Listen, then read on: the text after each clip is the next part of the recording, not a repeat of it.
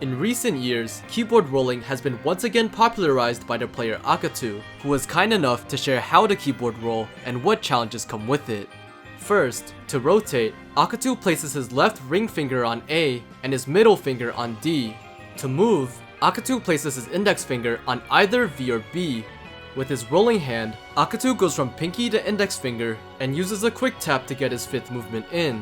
Moving on to challenges, one big issue with this playstyle is that your success with keyboard rolling depends on what keyboard you have. For example, the keyboard Akatu initially used wasn't able to register more than 24 Hz, which to put into context is the difference between making and hanging a long bar 10 high to the right on 29. Additionally, Akatu mentions that in general, keyboard rolling is much more difficult than normal rolling.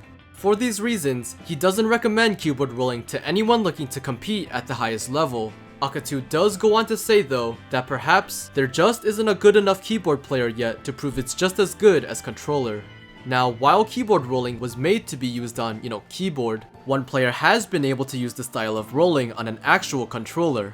Featured once again in this video, we have Blue Scooty. Scooty's grip for Akatu style rolling is the same as his normal rolling grip, just on a table now.